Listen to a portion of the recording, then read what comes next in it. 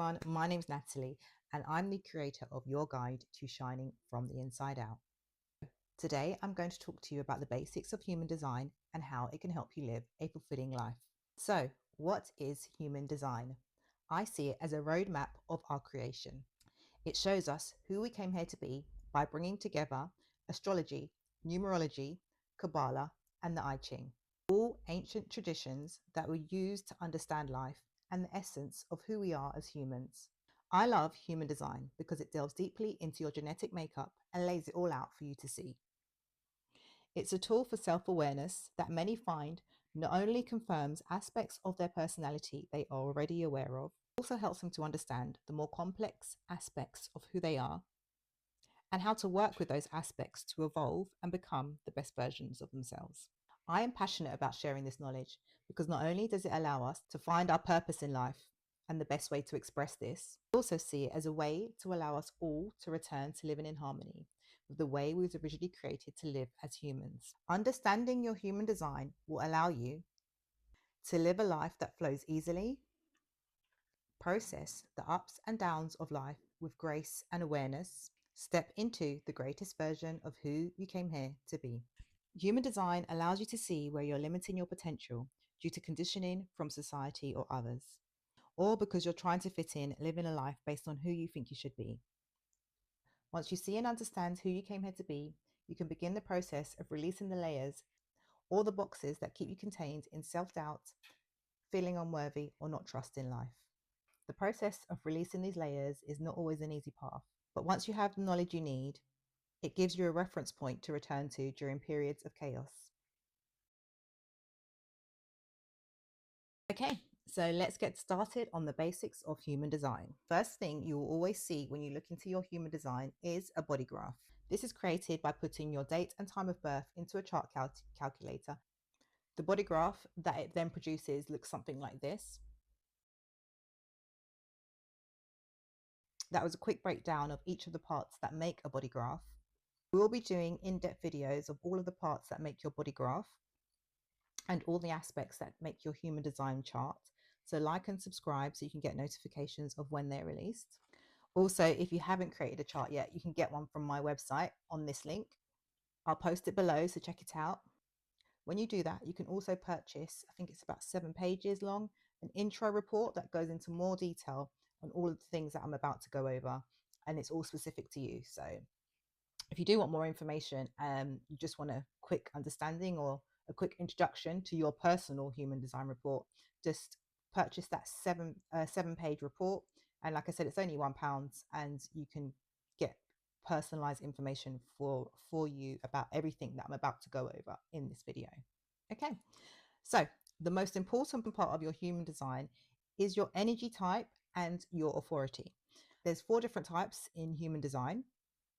I refer to them as energy types because they basically categorize how your energy works and how it flows.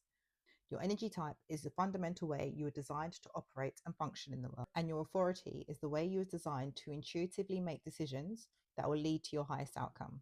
The reason we have an authority is we're not meant to use our minds to make decisions, as they're naturally predisposed to make decisions based on what you have been shown by others rather than what will work in our personal best interest. So we have the 4 energy types.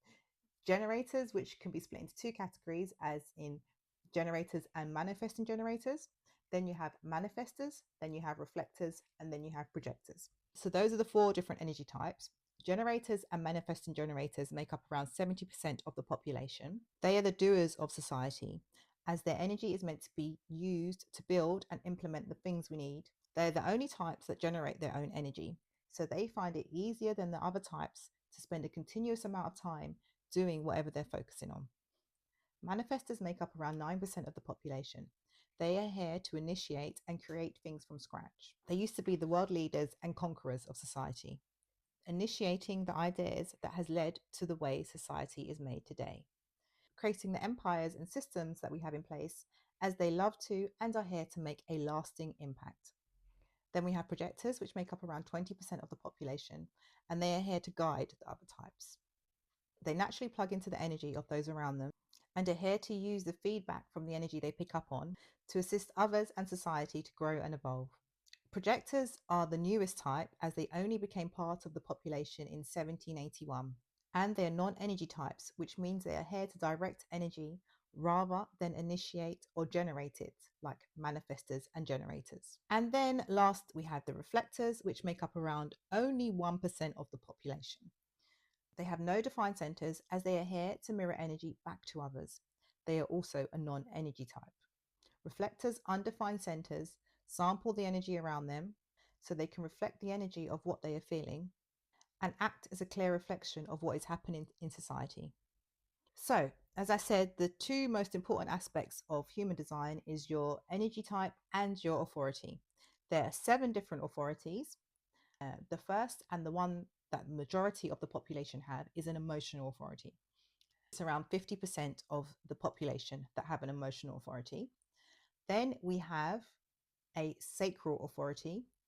That is normally only within generators and manifesting generators, as it is what creates and generates their energy. Then we have a splenic authority, an ego authority, a self-projected authority, a mental authority, and a lunar authority. Lunar authority is only for reflectors. It's the only authority they have, and that is because they follow the cycles of the moon. Again, something I'll go into deeper in videos that are specific to reflectors. I'm a splenic projector, meaning my energy type is a projector and my authority is splenic. Comment your authority and your energy type. I'm interested to see the different types that are watching this video. Also, if you know your life profile, comment that as well. I'm a 4-1 splenic projector. Again, it's something I'd love to go into more detail on, but I don't have enough time in this video. There's 12 different life profiles, and I will be doing specific videos for each one later on. Again, like and subscribe so you know when they're being released. Once you know your energy type and your authority, you need to know your strategy for how to use them in the world. Each energy type has a specific strategy, and it allows you to use your energy in the most efficient and effective way. I will be doing videos on how to use your authority based on each energy type with your strategy. So I've done a detailed video on each energy type. I'll do one on life profiles, centers, and then understanding how to use your gates in your chart and how to work with them to allow you to fulfill your purpose. One thing that is really important with human design and life in general is deconditioning your not self. This basically means unlearning all of your self-doubts, limitations, and lack of worth that you've taken on throughout life.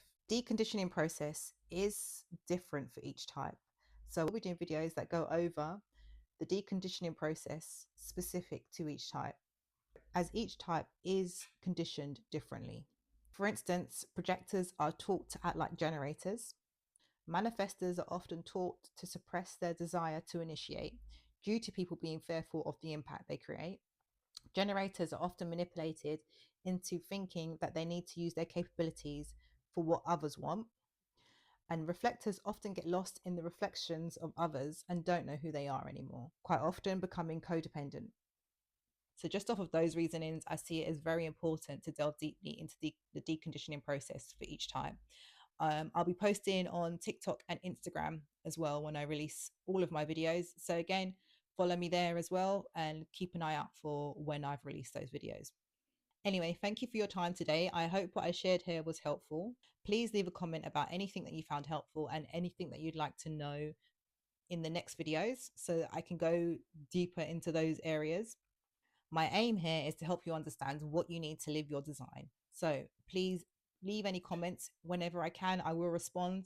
And if I feel it's something that I can go deeper into in a video, again, I will make sure I endeavor to do that. So please comment and like and subscribe so you can get some more information about when the video is being released. Bye for now and see you in the next video.